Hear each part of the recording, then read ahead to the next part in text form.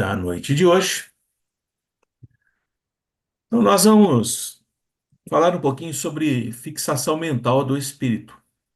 Sinônimos, monoideia, né? Cristalização da mente. E vamos procurar entender um pouco mais sobre como isso acontece. É importante nós termos em mente que o nosso pensamento, ele é contínuo, ininterrupto. E, portanto, nós estamos sempre lutando com a nossa própria mente. Muitas vezes nós somos levados a lembranças, a recordações que sequer teríamos ideia de como é que essas lembranças surgiram.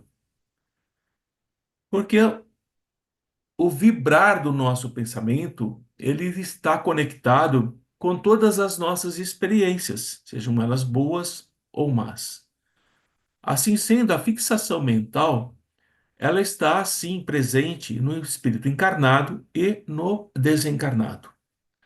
A pergunta que nós vamos fazer nesse primeiro encontro sobre esse tema é: como é que isso reflete em nós? Quais são as consequências de nós termos uma fixação mental, seja ela boa ou má?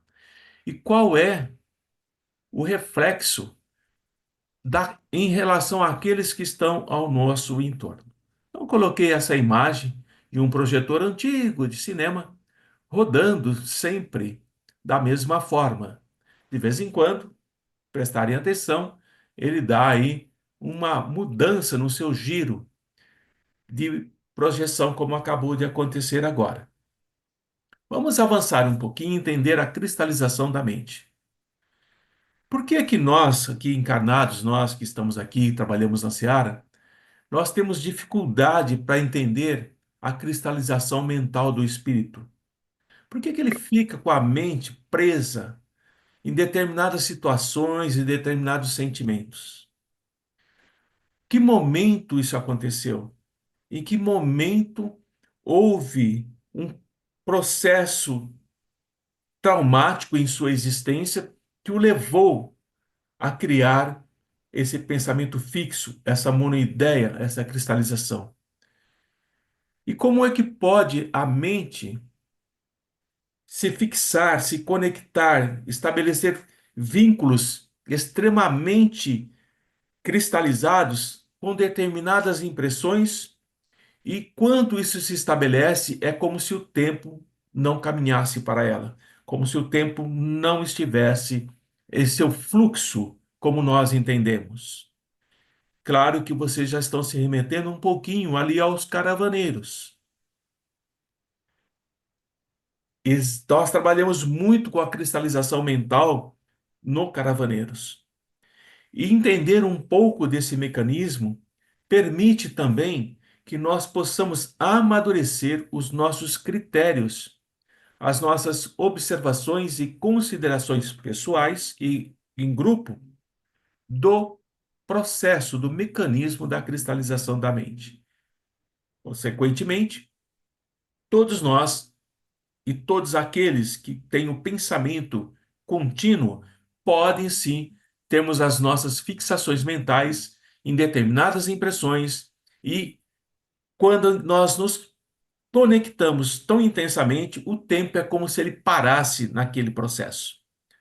Assim, nós podemos, como já deparamos com espíritos que ficam por séculos ou mesmo milênio imobilizados naquela fixação mental, numa ideia de vingança, numa ideia de perseguição, numa ideia de ódio, num amor obsessivo, séculos, séculos ou mesmo milênio.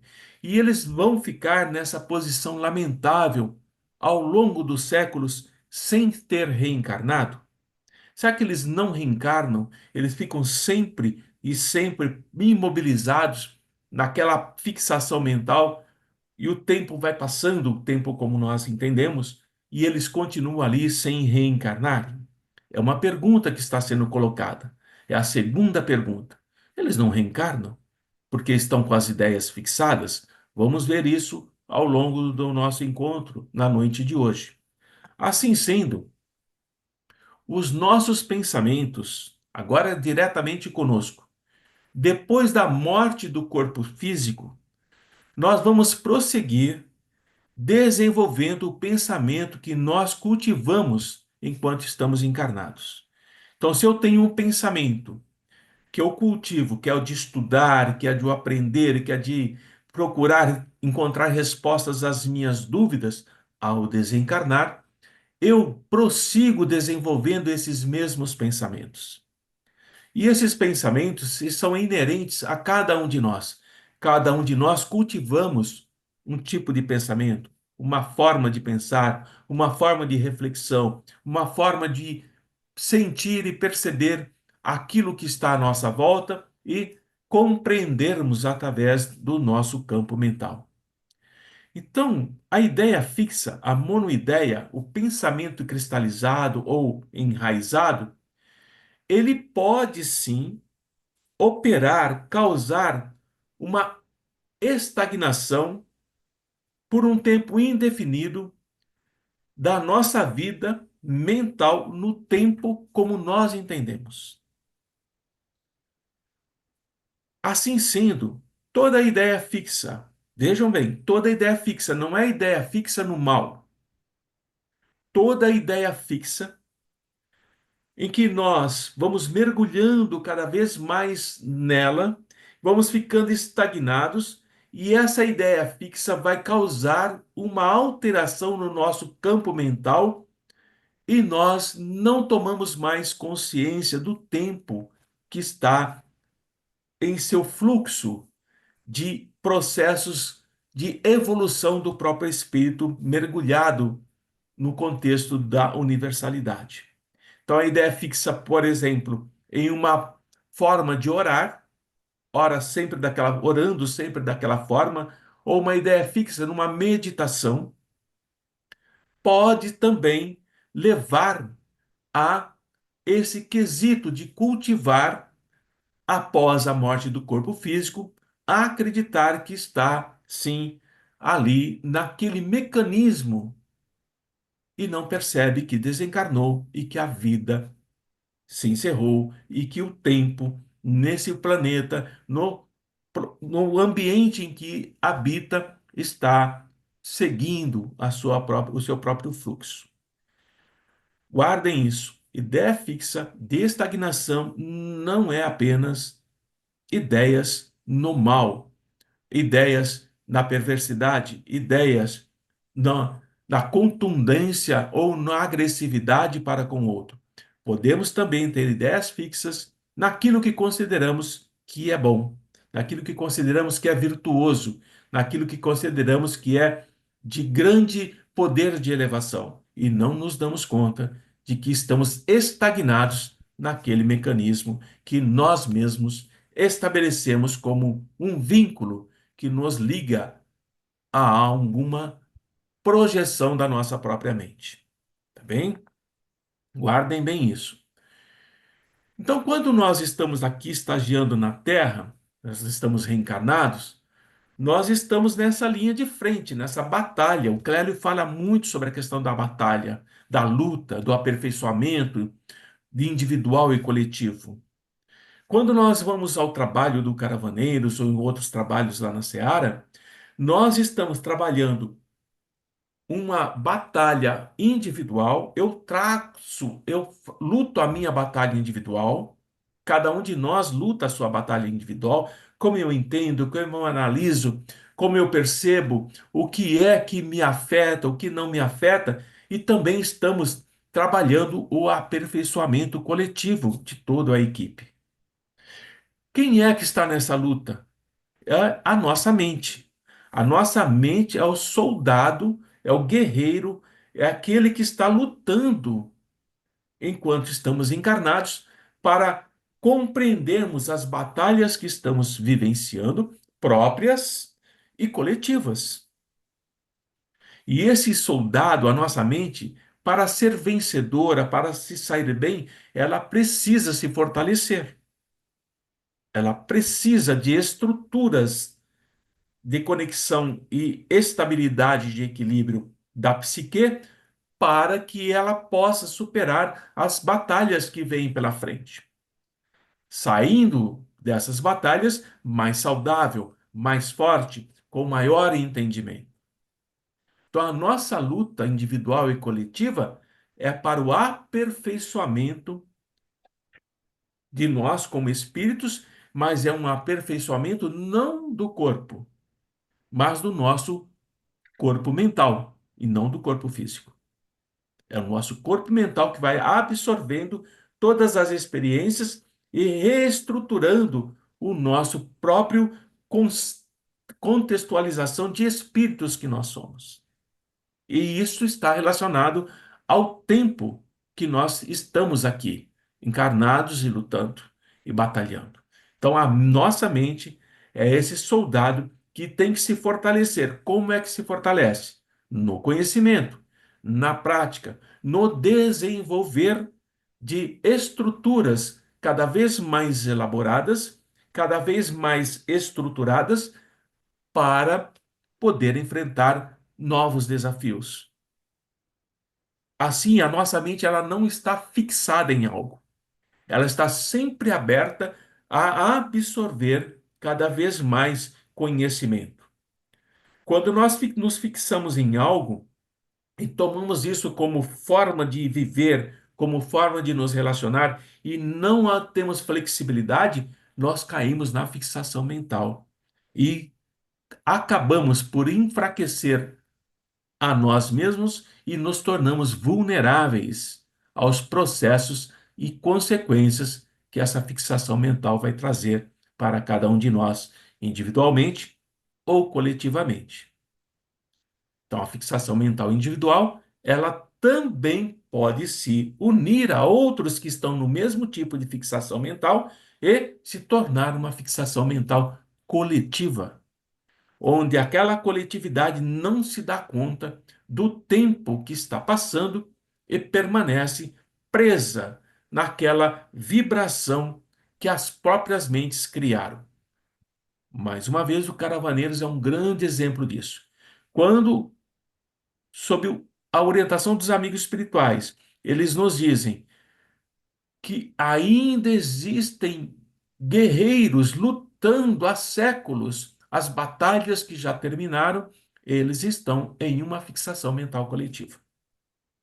E daí a importância que o Clélio sempre fala que nesse momento não se passam redes, porque eles não têm nenhum contexto da sua psique, da sua mente, da sua individualidade em coerência, em vibração com aquele processo que está acontecendo. E aí vem a instrução clara e serena: apenas adormeçam esses irmãos, para que essa fixação mental, esse lutar contínuo por séculos e séculos, e lembre-se que podem ou não ter reencarnado, possa ser interrompido. Por isso que esse tema é muito importante para nós. Quais são as consequências disso tudo? Se nós, na nossa luta com a nossa mente, com os nossos pensamentos, nós vamos ganhando esse combate, nós vamos aprendendo, vamos nos tornando mais flexíveis, vamos nos tornando mais fortes e, ao mesmo tempo, mais determinados em questões que nos sejam primordiais. Nós, nesse combate em que nós estamos desempenhando, quando nós desencarnamos, nós subimos verticalmente. Nós vamos nós nos direcionamos para as esferas superiores devido ao nosso empenho em enriquecer a nossa mente, enriquecer o nosso processo de trabalho de acordo com aquilo que nós angariamos. Angariar conhecimento é impedir que a nossa mente fique fixada em algo, que ela fique cristalizada, que ela se torne uma monoideia. Bem, é preciso entender essa dinâmica da nossa mente, que o nosso pensamento se nós atentarmos, ele é quase que obsessivo. O nosso pensamento, ele em si é obsessivo. Ele em si nos causa sofrimento. Ele em si nos deixa cansados. Ele em si nos está o tempo todo causando situações de processos de estresse. Mas essa dinâmica é que nos permite o movimento de buscarmos respostas para aquilo que vem surgindo em nossa mente. Então, as consequências são: quando nós desencarnamos, que nós ganhamos essa batalha, nós aprendemos, nós não nos deixamos aprisionar no processo da fixação mental, seja ela de qual vibração for, nós vamos subir verticalmente em direção às esferas superiores mais próximas daquelas que nós nos encontramos. Mas se nós fracassamos, que é um resultado da rebeldia, da não aceitação, da revolta, da incúria, do processo de não entender aquilo que realmente é importante para mim como espírito. Esse fracasso que nós comumente atribuímos a outros, essa perda da oportunidade que foi nos colocada, nós temos a tendência de culpar o outro por aquilo que nós mesmos somos responsáveis. Quando nós entramos numa monoideia, numa fixação mental, numa cristalização de mente e atitudes, quando nós desencarnamos, é isso que está conosco. E nós, ao invés de ascendermos verticalmente, nós voltamos horizontalmente para os processos que nos levaram ao desajuste. E nós vamos permanecer ali por um tempo indeterminado, como se estivéssemos em uma espécie de tratamento. Nós retornamos às questões das provas às quais nós não conseguimos passar, nós não conseguimos superar, para que a nossa mente possa se libertar daquele mecanismo que impediu a nossa ascensão. Agora vamos entender por que é importante esta frase. Lembrar é esquecer. Todas as vezes que nós lembramos daquilo que nos impediu de evoluirmos, de dar um passo adiante, de mudarmos de estágio, de mecanismos do nosso próprio entendimento, nós nos libertamos das amarras, das âncoras que nos prendem àquele passado. Consequentemente, nós estamos horizontalmente recuperando processos e modificando esses processos para que possamos avançar e sairmos do campo da monoideia, da fixação da nossa mente. As consequências serão sempre ou vertical ou horizontal, mas sempre estão diretamente ligadas às nossas escolhas, à forma como nós vemos a nossa encarnação, como nós a entendemos ainda hoje, e como isso reflete no nosso processo evolutivo, para avançarmos ou para estacionarmos. Como é que é essa luta? Qualquer frente de luta terrestre, então a Eliana tem uma frente de luta. A Lia tem uma frente de luta. O Adilson e a Lilian têm uma frente de luta. A Soninha tem uma frente de luta. Ah, que frente de luta que essa mulher tem, né? E não contente, ela sempre inventa mais uma frente de luta. Tá? Essa questão da luta, ela é muito importante. Qual é a luta que eu tenho que travar? Como é que eu vou fazer travar essa luta? O que é que está na minha retaguarda? Qual é a faixa que eu deixei para trás? Se eu deixei uma faixa atormentada, cheia de problemas, cheia de conflitos, cheia de desavenças, cheia de desestruturação da minha própria essência como espírito, eu sou obrigado, pelas próprias leis de ação e reação, a retornar para essa faixa. E os amigos espirituais nos dizem que essa faixa são a faixa dos neuróticos, daqueles que nós chamamos de loucos, daqueles que são mutilados mentalmente, daqueles que são feridos, daqueles que são enfermos de todo tipo de categoria.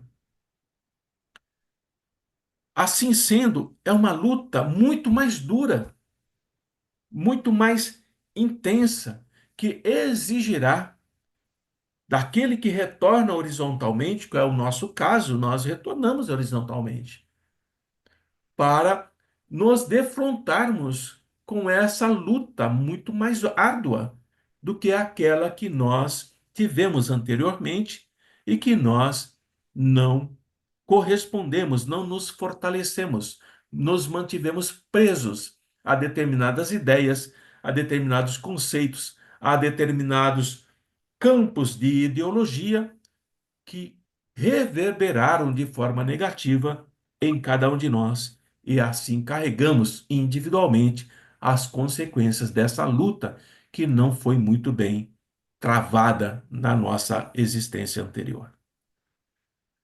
Consequentemente, nós podemos nos perguntar, mas ficamos abandonados nessa luta? E os amigos dizem que não, porque se nós ficássemos abandonados, nós não estaríamos aqui, meus irmãos e minhas irmãs. Os amigos espirituais dizem que as legiões vitoriosas, aqueles que venceram essas lutas, não se esquecem dos que permaneceram lá atrás, em desequilíbrio. Aí vem essas missões de amor, caravaneiros, vem essas missões de amor, ceifeiros, vem essas missões de amor de renúncia, que vão funcionando com diligência, com cuidado, amparando, acolhendo, orientando, fortalecendo aqueles que estão em desarmonia, aqueles que estão em dor. É o trabalho que nós fazemos. Quando nós estamos desanimando no nosso trabalho, cansados e exaustos, inevitavelmente, sem nenhuma sombra de dúvida, vem os amigos se aproximam e dão mensagens, nos estimulando, nos revigorando, nos fortalecendo. E nós fazemos o mesmo com encarnados e desencarnados. Nós, hoje, somos os vitoriosos. Tem batalhas que nós travamos e perdemos, e elas estão ainda pendentes. Mas nós já somos vitoriosos em muitas batalhas. Por isso que a nossa mente é muito mais aberta, a nossa mente ela é mais flexível, a nossa mente ela não se prende mais tão intensamente a conceitos arraigados, atávicos, que nos prejudicaram no passado. Nós não temos mais a fixação mental do dogma. Nós não temos mais a fixação mental de classe. Nós não temos mais a fixação mental de raça. Nós não temos mais a fixação mental de sociedade em si, de poder. Nós não temos mais isso. Elas estão em nós, mas elas não estão mais fixas. Elas podem ser maleavelmente trabalhadas por nós. Algumas nos incomodam mais, outras menos, e outras nós não damos mais importância. Vejam a riqueza que nós já conseguimos conquistar. A nossa mente não é uma mente de fixação monoideia, de cristalização. A nossa mente é uma mente frutífera, é uma mente que cresce e, ao mesmo tempo, se estende para outros que também precisam se libertar. Então, estamos falando aqui de fixação mental e de libertação da mente. E nós vamos libertando-nos gradativamente à medida que vamos avançando ano após ano no nosso trabalho na seara com a espiritualidade e individualmente, é claro. Então, o tempo. O que é o tempo? É aqui que está o problema da imobilização da alma. Por que que a alma, o espírito, fica imobilizado? Por quê? Não vamos entrar na questão do tempo, porque é muito complexa, tá? E não daria para nós trabalharmos isso. Mas se querem saber um pouquinho mais sobre o tempo, numa frase muito curta, coloque assim: tempo mais Agostinho. E vocês vão ver uma colocação maravilhosa de Santo Agostinho sobre o tempo. Então, o tempo para nós é sempre aquilo que dele nós fizermos. Há poucos dias eu estava conversando com a Sônia pela internet e ela disse assim: todas as vezes que nós queremos algo, nós, para conquistarmos, nós oferecemos o tempo que nós temos. Nós doamos uma parte do tempo para conquistarmos algo. Agora, o importante é, o tempo é muito precioso da nossa encarnação. Quanto tempo nós doamos para conquistarmos algo que será realmente valioso para nós? E quanto tempo nós dedicamos para conquistarmos algo, conseguirmos algo que é totalmente inútil para nós? Porque as horas, como está aí no nosso item, no relógio, elas são invariáveis, minuto após minuto, segundo após segundo. Enquanto aqui estamos conversando, enquanto aqui estamos falando, esse tempo, entre aspas, está sim movimentando o relógio dos ponteiros. Mas essas horas, elas não são invariáveis na nossa mente. São no relógio.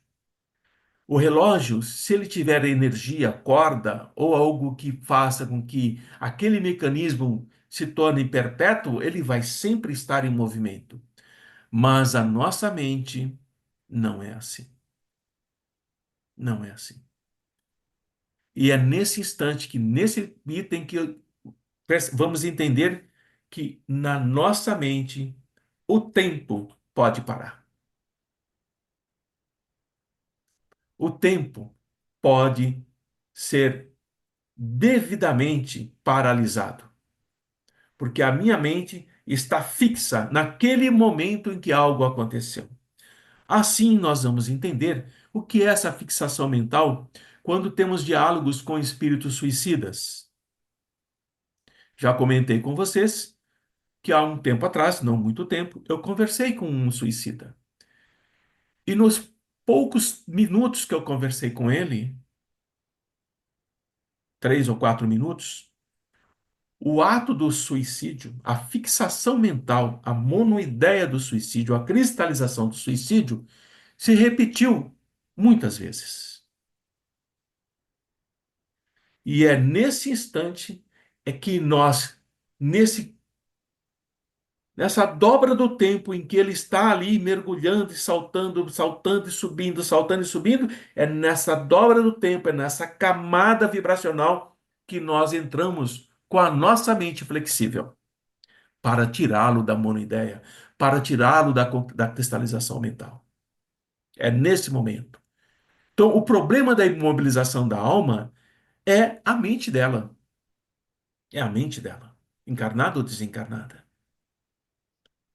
E o problema da mente que está imobilizando a própria alma ou o espírito, ela é extremamente cristalizada.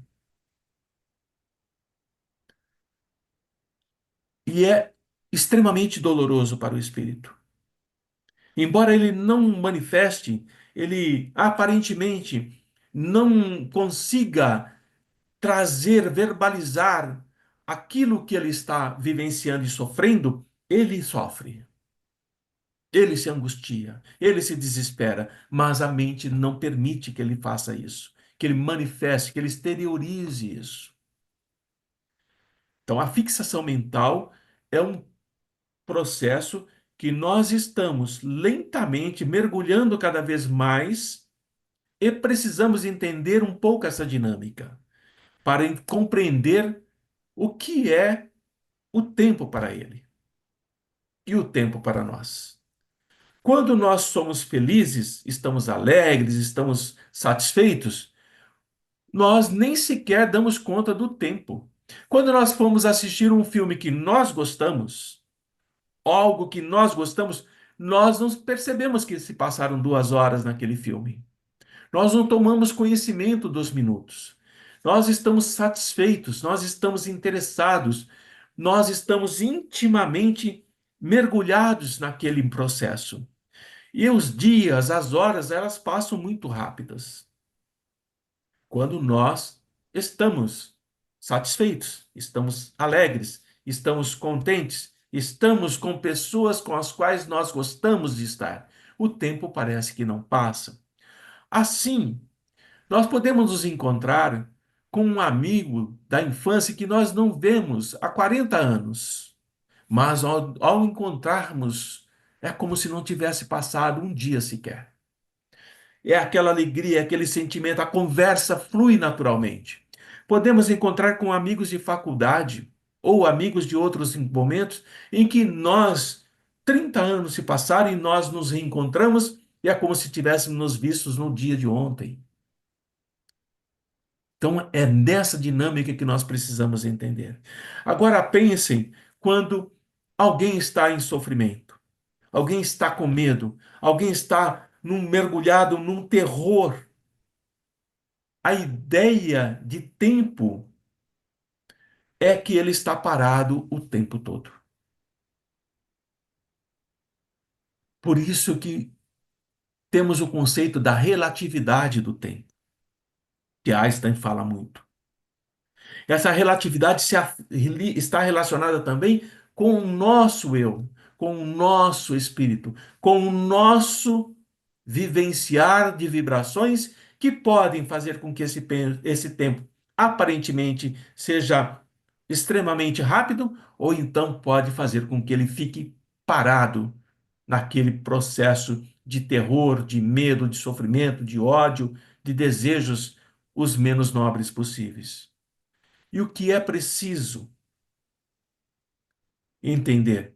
Que se nós não nos esforçamos, e aqui estão os nossos assistidos, encarnados e desencarnados, enquanto eles não se esforçarem para superar essa câmara lenta do tempo, na angústia, na saudade, na dor, na raiva, enquanto essa ideia aflitiva, esse processo obcecante que vai corroendo nossos assistidos, encarnados e desencarnados, mentalmente, eles vão permanecer fixos no tempo da sua dor, do seu sofrimento e da sua angústia. O tempo para eles é diferente do tempo para nós.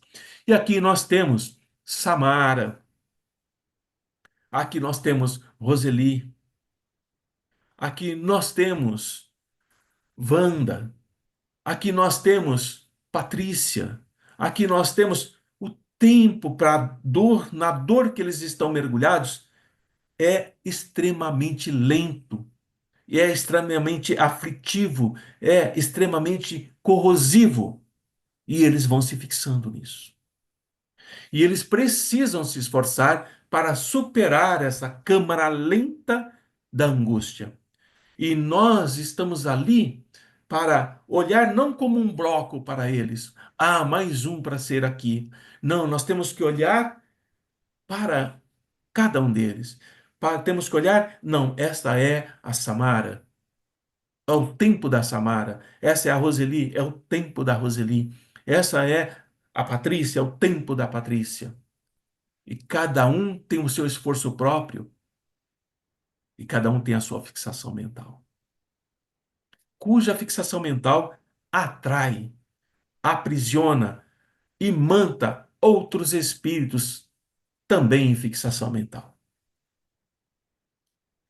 Então vejam como é importante nós termos esse olhar da fixação mental e em relação ao tempo nosso e ao tempo deles. É muito importante termos um pouco desse olhar.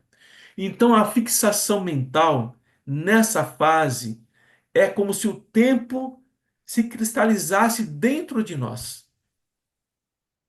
Porque a nossa mente passa a gravitar, passa a ficar circulando, né, como espírito que somos, no ponto nevrálgico do nosso desajuste, aquilo que nos traumatizou. Então, a Samara, a perda do filho em um acidente, a Roseli, a perda da filha, a Wanda, a filha extremamente subjugada por espíritos e que ela se sente culpada por não ter protegido a filha na infância. Então, o ponto nevrálgico desses três que eu estou citando como exemplo é exatamente aquilo que vai cristalizar esse encarnado naquele momento. E se ele desencarnar com essa cristalização, ele permanece. Ele permanece. Será alguém que também terá que ser atendido depois de desencarnado por nós em alguma reunião mediúnica ou em outra casa qualquer. Então, qualquer grande perturbação interior no nosso íntimo não são perturbações exteriores. É aquilo que está em nós, aquilo que está dentro de nós. Podemos dar um nome de paixão, podemos dar um nome de desânimo, podemos dizer crueldade, vingança, depressão, ciúme, vamos dar um monte de nome. Nem independente do nome, vai nos imobilizar por um tempo indefinível.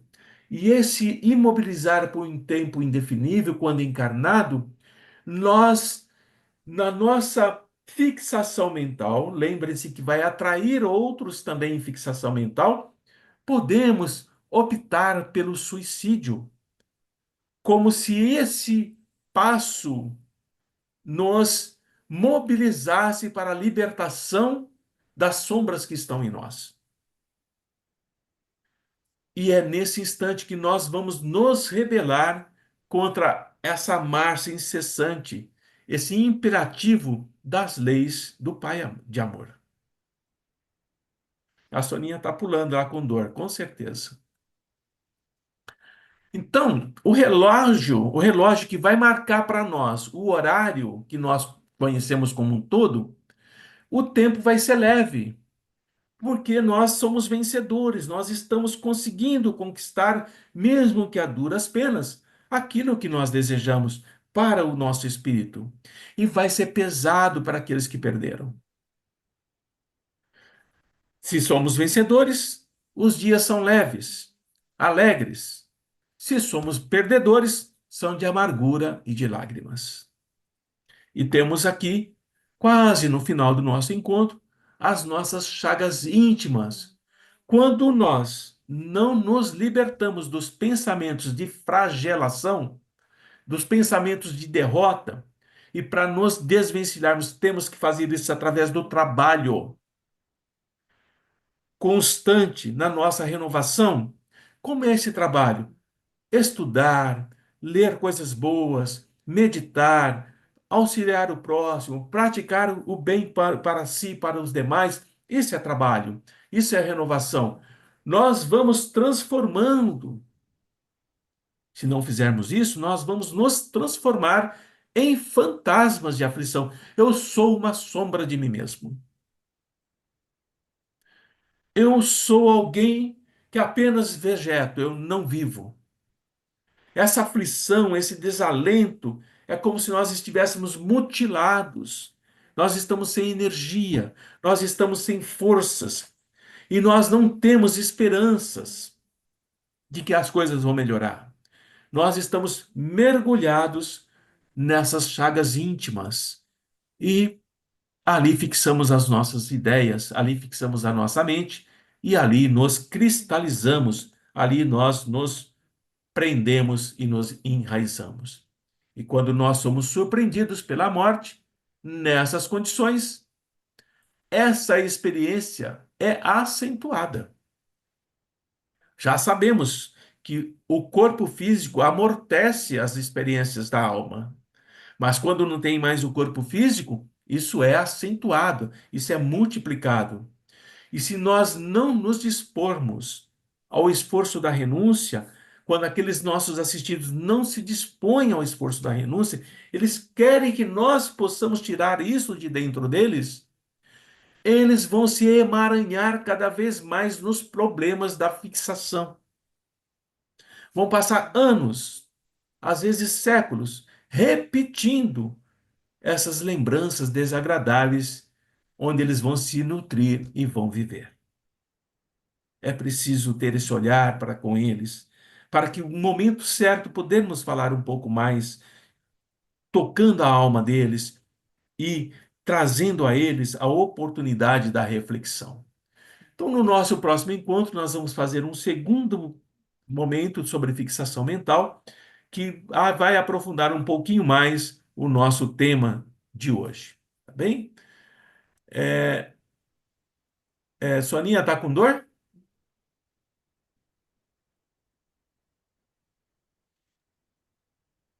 Tô com a maquininha ligada aqui no braço e nas costas. Ah, Não é por ah, isso que eu tô de pé, não. É que hoje eu tô sentada desde as 7. tá bom. Pode E ficar em ainda pé, vou então, até se às você quiser. 11. Então, Se você quiser, pode ficar em pé, viu? Fica tranquilo. não. Então, vejam aí em torno de 45 minutos, um pouquinho menos, eu dei um pouquinho, eu fiz essa abordagem que eu acho importante, né? Não vamos ficar falando de obsessor, subjugador, nada disso. Temos que mergulhar mesmo nas questões do ser, né? Porque aí nós trabalhamos obsessão, desobsessão, subjugação, nós trabalhamos tudo isso diante desse processo de entendimento de como é que se constitui a essência daqueles que estão chegando até nós. É importante esse olhar, né, individual, subjetivo, cuidadoso, delicado para com os nossos irmãos, encarnados ou desencarnados. Tá bem? Bom, deixo agora com vocês, caso vocês queiram perguntar alguma coisa ou complementar alguma coisa, enriquecer mais o material que eu trouxe, fique à vontade.